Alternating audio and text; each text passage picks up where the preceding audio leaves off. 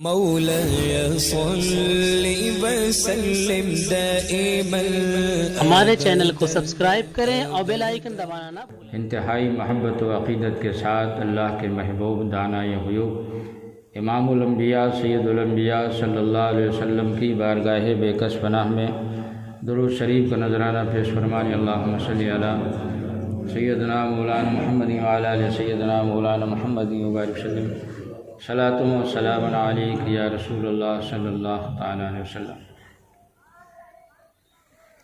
اللہ رب العزت کا ارشاد گرامی ہے فَصَلِّ لِرَبِّكَ وَانْحَرْ، یعنی اے محبوب آپ اپنے رب کے لیے نماز پڑھیں اور قربانی کریں۔ قربانی یہ واجب ہے اور ہر شریعت میں الگ الگ طریقے سے قربانی ہوتی رہی، اور قربانی اللہ رب العزت کی بارگاہ میں ایک عبادت ہے، اور پوری دنیا کا مسلمان حضرت ابراہیم علیہ السلام کی سنت کی ادائیگی میں قربانی عبادت ہی سمجھ کر کرتا ہے۔ بہت سی چیزیں ایسی ہیں جنہیں اللہ رب العزت نے اپنی عبادت قرار دیا ہے، مگر اس کی وجہ ہماری سمجھ میں نہیں آتی ہے، لیکن ہم بندے ہیں، ہم پر اللہ رب العزت کی بندگی فرض ہے کہ جس چیز کو اس نے فرض قرار دیا اسے ہم فرض سمجھ کر کریں، جسے واجب قرار دیا اسے واجب سمجھ کر کریں۔ تو قربانی امام اعظم ابو حنیفہ رحمۃ اللہ علیہ کے نزدیک واجب ہے، اور مالک نصاب پر قربانی واجب ہے، ہر آدمی پر واجب نہیں ہے۔ اور مالک نصاب کا مطلب یہ ہے کہ جو 52.5 تولہ چاندی یا 52.5 تولہ چاندی کے برابر اس کے پاس پیسہ ہو، یا سونا چاندی ہو، یا مال تجارت ہو، یا زمین وغیرہ ہو، تو ایسے شخص پر قربانی واجب ہے۔ اور 52.5 تولہ چاندی کی قیمت اس سال 45,710 روپے بنتی ہے، لہذا جو 45,710 روپے کا مالک ہے، خواہ وہ ملکیت پیسے کی شکل میں ہو، یا سونا کی شکل میں ہو، یا چاندی کی شکل میں ہو، اس کو شریعت مالدار مانتی ہے، یعنی مالک نصاب مانتی ہے۔ اور جو 45,710 روپے سے کم کا مالک ہے اس کو شریعت غریب مانتی ہے، غیر مالک نصاب، اس پر قربانی اور زکوٰۃ وغیرہ واجب نہیں ہے۔ گھر میں اگر سب لوگ الگ الگ اپنے اپنے طور پر مالک ہیں 45,710 کے، تو سب پر قربانی واجب ہے۔ اب اگر کوئی مالک نہیں ہے 45,000 یا اس سے زیادہ کا، بلکہ اس سے کم کے مالک ہیں، 45,710 کا کوئی مالک نہیں ہے، تو کسی پر واجب نہیں ہے۔ اور جو لوگوں میں یہ مشہور ہو گیا، ایک رواج اور رسم بن گئی ہے کہ گھر کا جو اغوا ہے، جو گھر کا انتظام دیکھتا ہے، صرف اس کے نام سے قربانی ہو جائے، اور اس کے بعد کسی کے نام سے قربانی ضروری نہیں سمجھتے ہیں، یہ سراسر غلط اور باطل ہے اور سخت گناہ کا باعث ہے۔ اور بعض تو ایسے نادان ہیں کہ ان کے نام واجب ہے، اس کے نام نہیں کرتے ہیں، کہتے ہیں کہ یہ پہلی قربانی ہے، ہمارے والد صاحب گزر گئے، ان کے نام کر دو۔ کوئی کہتا ہے کہ یہ پہلی قربانی ہے، یہ غریب نواز کے نام سے کر دو، کوئی کہتا ہے غوث پاک کے نام سے کر دو۔ اس کی وجہ صرف یہ ہے کہ مسلمانوں کو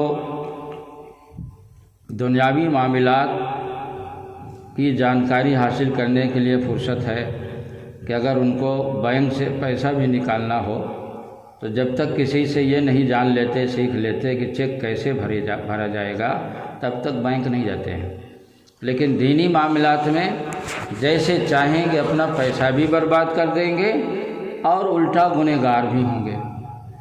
بھئی سوال یہ ہے کہ جو گزر گیا اگر اس نے وصیت نہیں کی تو اس کے نام سے قربانی مستحب ہے، یعنی بہتر ہے۔ غوث پاک کے نام سے قربانی کوئی کرے تو بہتر ہے، غریب نواز کے کرے بہتر ہے، لیکن اپنے نام سے تو مالک نصاب ہے تو واجب ہے۔ تو جو ضروری ہے وہ نہیں کر رہے ہیں اور جو ضروری نہیں ہے وہ کر رہے ہیں۔ یہ اسی جو ہے تو ان کی عقل مندی ہے، اور کسی سے پوچھتے بھی نہیں، یہاں تک کہ اگر کوئی اللہ کا بندہ بغیر پوچھے ہی بتا دیا تو اس کو مانتے بھی نہیں۔ جہالت کا مطلب جہالت کی یہ حالت ہے کہ اگر کوئی مسئلہ بتا دے تو اس کو مانتے بھی نہیں۔ ہاں تو ہو سکتا ہے کچھ دن میں یہ بھی کہنا شروع کر دیں ایسے جاہل لوگ جو ہے کہ غریب نواز نماز پڑھتے تھے لہٰذا ہم کو پڑھنے کی کیا ضرورت ہے، غوث پاک نماز پڑھتے تھے اب ہم کو پڑھنے کی کیا ضرورت، وہ تو پڑھ ہی لیے۔ ہاں اسی طرح جو ہے تو گھر میں جو اغوا کے نام سے ہو گئی قربانی تو اب ہم لوگوں کو سب فردن کرنے کی کیا ضرورت ہے۔ ہو سکتا کچھ دیر میں یہ بھی کہنا شروع کر دیں کہ گھر میں جو اغوا ہے وہ کھانا کھا لیا اور لوگوں کو کھانے کی کیا ضرورت ہے، سب لوگ ایسے ہی سو جاؤ۔ وہ نہیں کرتے کیونکہ اس میں اگر بھوکے سو گئے تو نیند نہیں آئے گی، ایسے میں کرتے ہیں۔ گھر میں بعض گھر ایسے ہیں کہ گھر میں ہر عورت کے پاس اتنا سونا اور چاندی ہوتی ہے کہ اگر اس کی مالیت لگائی جائے تو وہ 45,000 سے زیادہ کی مالیت بنتی ہے، اور اس کے بعد بھی کوئی قربانی نہیں کرتی۔ یہ ہر سال گنہگار ہوتی ہیں، ہر سال قربانی کرنا واجب ہے۔ ہاں یہ ہو سکتا ہے کہ چھوٹے پر قربانی کرنے کے لیے بعض گھر ایسے ہوتے ہیں کہ ان کے گھر کے مرد اور افراد باہر رہتے ہیں اور گھر کے اندر کوئی بھائی چھوٹے قربانی کرنے کے لیے کرنے والا بھی ہونا چاہیے، اس کے لیے بھائی چمڑا نکالنا، گوشت بنانا وغیرہ یہ سب بھی جو ہے تو اس کے بغیر نہیں ہو سکتا ہے، دقت ہے۔ خاص طور سے شہر میں چھوٹے مکان ہوتے ہیں اور مرد بھی اگر نہ ہوں تو کیسے کریں گے؟ تو ان کے لیے شریعت نے آسانی بھی رکھی ہے کہ وہ بڑے میں حصہ لے لیں، تو بڑے میں حصہ لے لیں، کم سے کم واجب تو ہو جائے گا، لیکن یہ کہ جس میں اپنا دنیاوی فائدہ ہو اس کے لیے ایک نقطہ معلوم کرنا، اور جس میں اپنا دینی فائدہ ہو اس کے لیے نادان بن جانا، قیامت کے دن یہ عذر سنا نہیں جائے گا۔ ہمارے حضور صلی اللہ علیہ وسلم نے خود قربانی کی اور اپنے امت کو قربانی کا حکم دیا، اور امت میں دو طرح کے لوگ ہیں، ایک مالک نصاب ہیں اور ایک مالک نصاب نہیں ہیں۔ تو جو مالک نصاب ہیں ان کے لیے قربانی کا حکم شریعت نے دیا، اور جو مالک نصاب نہیں ہیں ان کے لیے قربانی کا حکم شریعت نے نہیں دیا ہے۔ وہ اگر کرائیں تو ثواب پائیں گے، بہتر ہے ان کے لیے، لیکن ضروری اور واجب نہیں ہے جو مالک نصاب نہیں ہیں۔ یہاں پر چند حدیثیں پیش کریں گے کہ رسول اکرم صلی اللہ علیہ وسلم نے خود قربانی کی۔ مشہور صحابی رسول حضرت انس رضی اللہ تعالیٰ عنہ سے روایت کہ رسول اکرم صلی اللہ علیہ وسلم نے 2 بکرے سینگوں والے یعنی سینگ والے سفید و سیاہی مائل اپنے دست مبارک سے ذبح فرمائے۔ ہمارے حضور صلی اللہ علیہ وسلم نے خود 2 بکرے سینگ والے سیاہی اور سفید مائل، جس کو بول چال میں لوگ عام طور سے چت کبرا بولتے ہیں، یعنی چت کبرے بکرے کی قربانی حضور نے کی۔ اس حدیث شریف سے ایک مسئلہ تو یہ معلوم ہوا کہ حضور صلی اللہ علیہ وسلم کی امت ہی پر قربانی نہیں ہے، بلکہ حضور صلی اللہ علیہ وسلم کو بھی قربانی کا حکم دیا گیا، جیسا کہ ابھی قرآن پاک کی آیت پڑھی گئی، اور حضور صلی اللہ علیہ وسلم نے اپنی امت کو بھی قربانی کا حکم دیا۔ دوسرا مسئلہ یہ معلوم ہوا کہ اپنی قربانی اپنے ہاتھ سے کرنا بہتر ہے۔ ہمارے حضور صلی اللہ علیہ وسلم نے اپنی قربانی اپنے ہاتھ سے کی ہے، اور اگر قربانی کرنا نہ جانتا ہو، قربانی کرنے کا سنت طریقہ معلوم نہ ہو، تو جو سنت طریقہ جانتا ہے اس سے کروا لینے میں بھی کوئی حرج نہیں ہے، اس سے بھی کروا سکتے ہیں۔ اور تیسرا مسئلہ اس حدیث شریف سے یہ معلوم ہوا کہ چت کبرا بکرا چونکہ خوبصورت ہوتا ہے، جو سفیدی اور سیاہی دونوں رنگ میں مخلوط ہو، دونوں رنگ جس میں پائے جائے وہ چت کبرا، اور دیکھنے سے چت کبرا بکرا خوبصورت ہوتا ہے۔ لہٰذا اگر بکرا صرف کالا ہے یا صرف سفید ہے یا صرف لال ہے تو اس پر بھی قربانی ہو جائے گی، مگر چت کبرا اور خوبصورت بکرے پر قربانی کرنا بہتر اور سنت ہے۔ ام المومنین حضرت عائشہ صدیقہ رضی اللہ تعالیٰ عنہا سے روایت ہے کہ حضور صلی اللہ علیہ وسلم نے مجھ سے فرمایا، پتھر پر چھری تیز کرو۔ میں نے چھری تیز کی، پھر آپ صلی اللہ علیہ وسلم نے چھری مجھ سے لی اور بکرا پکڑ کر لٹایا اور اسے ذبح کیا اور دعا فرمائی، اللہم تقبل من محمد وآل محمد صلی اللہ علیہ وسلم ومن امت محمد صلی اللہ علیہ وسلم۔ یہ دعا پڑھی قربانی کے بعد، یعنی اے اللہ اس قربانی کو محمد صلی اللہ علیہ وسلم اور آل محمد اور امت محمد صلی اللہ علیہ وسلم کی طرف سے قبول فرما۔ اس حدیث شریف سے کئی مسائل معلوم ہوئے۔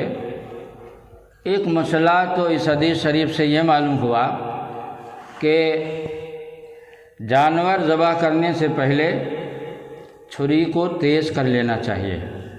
ہمارے حضور صلی اللہ علیہ وسلم نے خود جانور ذبح کرنے سے پہلے چھری تیز کی ہے، اور اس میں فائدہ یہ ہے کہ جانور کو ہم ذبح اس لیے کرتے ہیں کہ خود خالق کائنات نے قربانی کا مطالبہ کیا ہے اور اس کے گوشت کھانے کی ہمیں اجازت دی ہے، لیکن جتنی ضرورت ہو بس اتنی ہی، بلا ضرورت جانور کو بھی تکلیف پہنچانا جائز نہیں ہے۔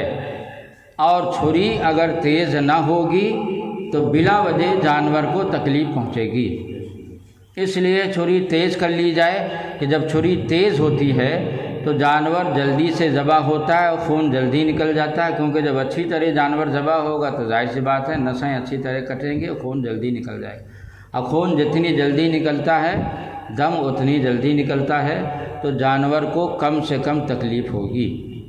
اور حضور صلی اللہ علیہ وسلم نے فرمایا، جیسا کہ مسلم شریف میں ہے، کہ ہر کام خوبی سے کیا کرو، یعنی ہر کام اچھی طرح کیا کرو، کسی بھی کام میں ایسی ہڑبڑاہٹ نہیں ہونی چاہیے کہ وہ کام بگڑ جائے۔ ہمارے حضور نے یہ تعلیم دی کہ ہر کام اچھی طرح اور خوبی سے کیا کرو، تو ذبح بھی اچھی طرح اور خوبی سے کیا کرو۔ اور اچھی طرح خوبی کا مطلب یہی ہے کہ جانور کو صحیح طریقے سے لٹایا جائے اور چھری خوب تیز ہو تاکہ جانور اچھی طرح جلدی سے ذبح ہو جائے اور اس کو تکلیف کم سے کم ہو۔ اور دوسرا مسئلہ اس حدیث شریف سے یہ معلوم ہوا کہ ہمارے حضور صلی اللہ علیہ وسلم کی یہ خصوصیت ہے کہ ایک جانور میں ہمارے حضور نے پوری امت کی طرف سے قربانی کر دی، جبکہ سب جانتے ہیں کہ چھوٹے میں ایک جانور میں صرف ایک آدمی کا واجب ادا ہوگا، چھوٹے جانور میں۔ بڑے میں تو آپ جانتے ہیں کہ 7 آدمی کا واجب ادا ہو جائے گا، لیکن چھوٹے جانور میں ایک جانور کی قربانی ایک آدمی کی طرف سے ہوتی ہے۔ مگر حضور صلی اللہ علیہ وسلم کو یہ خصوصیت اللہ نے دی ہے کہ اگر وہ چاہیں تو ناجائز چیز کو جائز کر دیں اور جائز چیز کو ناجائز کر دیں۔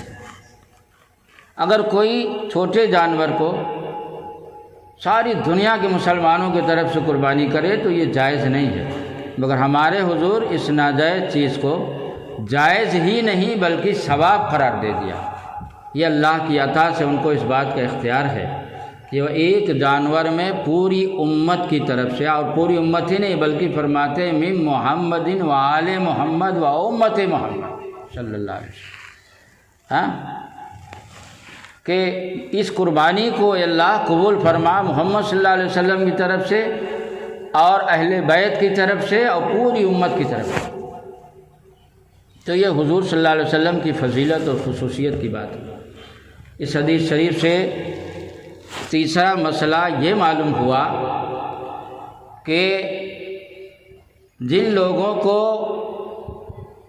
قربانی کی حیثیت جن لوگوں کے پاس نہیں ہے، کبھی ایسا بھی ہوتا ہے کہ پہلے مالک نصاب ہوتے ہیں لوگ، لیکن عین قربانی کے قریب کچھ ایسی ضرورت پیش آ جاتی ہے جس سے اخراجات بڑھ جاتے ہیں اور پیسہ گھٹ جاتا ہے اور وہ مالک نصاب نہیں رہتے ہیں، تو ظاہر سی بات ہے اگر مالک نصاب نہیں ہے تو پھر قربانی بھی واجب نہیں ہے۔ مگر وہ لوگ اداس ہو جاتے ہیں کہ ہمارے پاس پیسہ ہوتا تو ہم بھی قربانی کرتے، ہمارے پاس پیسہ نہیں ہے اور مالی صلاحیت نہیں ہے۔ تو ہمارے حضور صلی اللہ علیہ وسلم نے اس حدیث شریف میں اشارہ فرمایا کہ ہماری غریب امت جو مالک نصاب نہ ہو اور جس کے اندر قربانی کرنے کی صلاحیت نہ ہو، ان کو اداس ہونے کی ضرورت نہیں ہے، کیونکہ ہمارے حضور صلی اللہ علیہ وسلم نے پوری امت، تو امت سے مراد کون ہے؟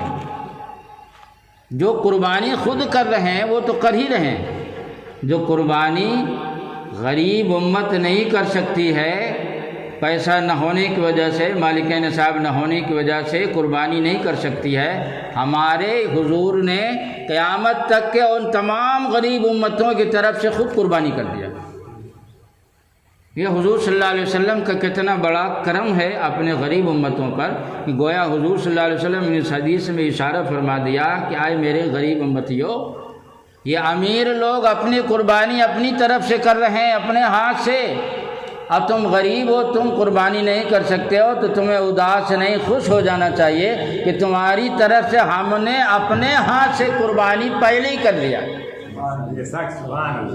یہ حضور صلی اللہ علیہ وسلم، اس سے معلوم ہوا کہ اپنی غریب امت کا ہمارے حضور نے ہر موقع پر، معراج میں، ہجرت میں، سفر میں، حضر میں، قربانی میں، دعا میں، ہر موقع پر اپنی غریب امت کو حضور صلی اللہ علیہ وسلم نے یاد رکھا۔ اس لیے ہمیں بھی چاہیے کہ ہم اپنے حضور صلی اللہ علیہ وسلم کا تذکرہ اٹھتے بیٹھتے کریں، ان پر درود اٹھتے بیٹھتے بھیجیں، ان سے محبت سوتے جاگتے کریں اور ان کا دامن کبھی بھی نہ چھوڑیں۔ پوری دنیا چھوٹ جائے مگر حضور نہ چھوٹیں، کیونکہ انہوں نے ہر موقع پر ہمیں یاد کیا ہے، تو ہمیں بھی چاہیے کہ ہم بھی ہر موقع پر انہیں یاد رکھیں اور ان کی محبت کا چراغ سینے میں اپنے ہر وقت روشن رکھیں۔ ہمارے حضور صلی اللہ علیہ وسلم نے اشارہ فرمایا کہ لوگوں، اگر کوئی قربانی نہیں کر سکتا تو اداس نہ ہو، اس کی طرف سے میں نے قربانی ایڈوانس کر دیا، اس کے پیدا ہونے سے پہلے کر دیا۔ تو یہ حضور صلی اللہ علیہ وسلم کا کرم ہے۔ حضرت جابر رضی اللہ تعالیٰ سے روایت کہ نبی اکرم صلی اللہ علیہ وسلم نے بقرعید کے دن 2 خصی بکرے سینگ والے ذبح کیے اور کہا، اے اللہ، یہ قربانی تیرے لیے ہے، محمد مصطفیٰ صلی اللہ علیہ وسلم اور ان کی امت کی طرف سے۔ یہ حدیث ابو داؤد اور مشکات شریف میں ہے، مشکات میں ابو داؤد کے حوالے سے ہے۔ اس میں حضور صلی اللہ علیہ وسلم نے صرف اپنے لیے اور پوری امت کی طرف سے قربانی کی۔ تو اس سے یہ معلوم ہوا کہ حضور صلی اللہ علیہ وسلم نے، ایک مسئلہ تو یہ معلوم ہوا کہ حضور نے اپنی امت کی طرف سے ایک ہی بار قربانی نہیں کیا ہے، بلکہ اپنی پوری امت کی طرف سے ہمارے حضور صلی اللہ علیہ وسلم نے بار بار قربانی کی ہے۔ یہ کرم اور رحم حضور صلی اللہ علیہ وسلم کا، وہ سارے عالم کی رحمت ہے، تو اپنی امت پہ کس قدر وہ رحیم اور کریم ہوں گے، اب سارے عالم کے لیے وہ رحمت ہے۔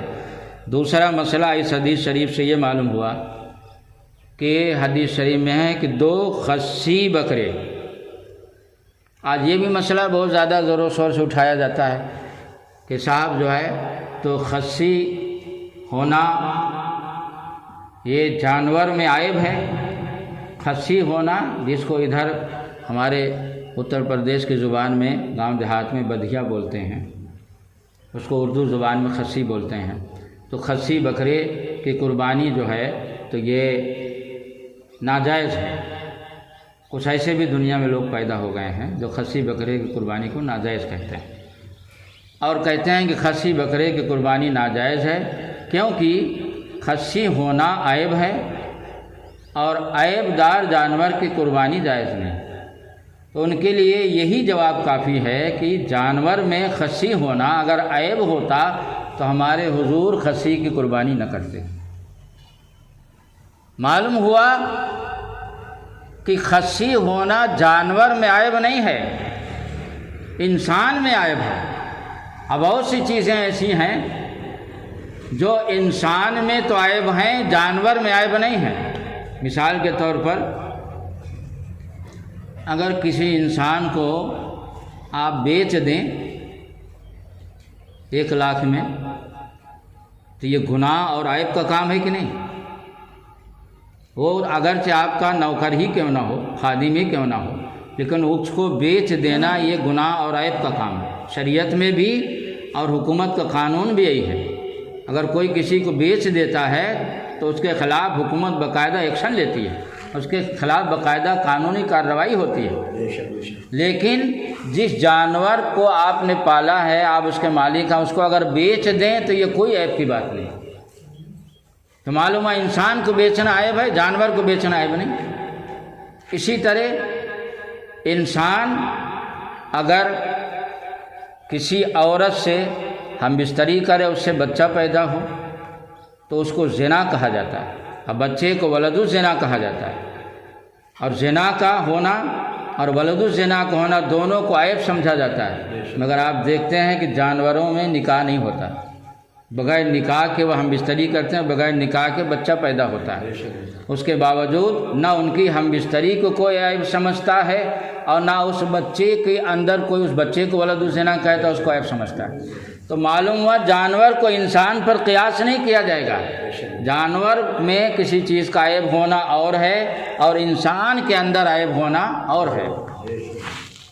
اب اگر کوئی یہ کہتا ہے کہ نہیں صاحب دیکھیے نسبندی کوئی کرا لیتا تو اس کو کہا جاتا ہے کہ عیب دار ہو گیا، اس کے اندر عیب آ گیا. اسی طرح جانور اگر خصی ہو جائے تو اس کے اندر عیب آ گیا. تو ان سے کہو کہ اگر انسان کے 4 پاؤں ہو جائیں تو اس کو عیب سمجھا جاتا ہے کہ نہیں؟ انسان کے اگر جانور کی طرح بڑے بڑے کان ہو جائیں تو اس کو عیب سمجھا جاتا ہے کہ نہیں؟ انسان کا اگر جانور کی طرح لمبا منہ ہو جائے تو اس کو عیب سمجھا جاتا ہے کہ نہیں؟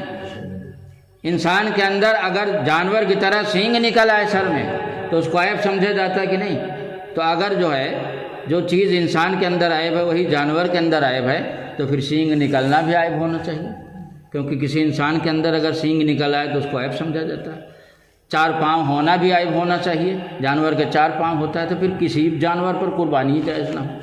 یہ سب جو ہے بدعقلوں اور پاگلوں کی باتیں ہیں جس کا کوئی مطلب نہیں ہے. جانور میں عیب کس کو کہتے ہیں آپ اچھی طرح جانتے ہیں کہ جانور میں عیب اس چیز کو کہتے ہیں جس سے جانور کی قیمت گھٹ جائے.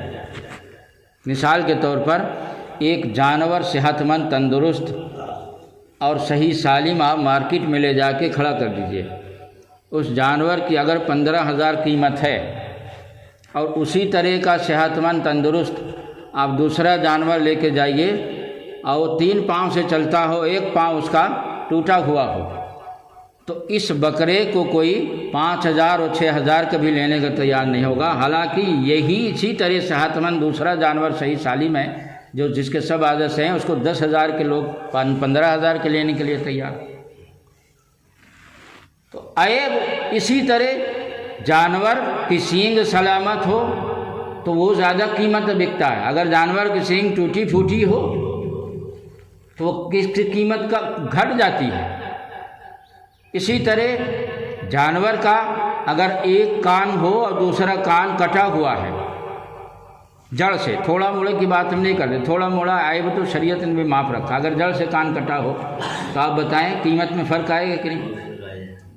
تو معلوم ہوا کہ جانوروں میں بکری وغیرہ میں عیب اس چیز کو کہتے ہیں جس کی وجہ سے قیمت گھٹ جائے، اور خصی ہونے سے دنیا جانتی ہے کہ جس بکرے کو خصی بچپن میں کر دیا جاتا ہے وہ جوان ہونے کے بعد اس کی قیمت گھٹتی نہیں ہے، بلکہ غیر خصی بکرے سے قیمت اس کی بڑھ جاتی ہے۔ دو بکرے آپ کھڑا کر دیجئے مارکیٹ میں، ایک خصی ہو اور ایک غیر خصی ہو، غیر خصی کے اندر اتنی بدبو ہوگی نا کہ کوئی قریب جانا جو ہے گوارہ نہ کرے گا،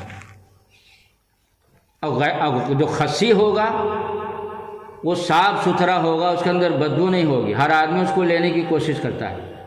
تو معلوم ہوا کہ خصی ہونا عیب نہیں ہے، اگر خصی ہونا عیب ہوتا تو قیمت گھٹ جاتی، مگر ہم مارکیٹ میں دیکھتے ہیں کہ جو جانور خصی ہوتا اس کی قیمت زیادہ ہوتی ہے اور جو خصی نہیں ہوتا اس کی قیمت کم ہوتی ہے۔ مگر جس کے عقل میں پتھر پڑ جائے کہ نہ مارکیٹ سمجھے نہ حدیث سمجھے، اس کو آپ کیسے سمجھا سکتے ہیں؟ ہاں، مارکیٹ میں بھی ہم اپنے آنکھ سے دیکھتے ہیں کہ اگر خصی ہونا عیب ہوتا، بھائی عیب اسی کو نہ کہتے جس کو لوگ عیب سمجھیں۔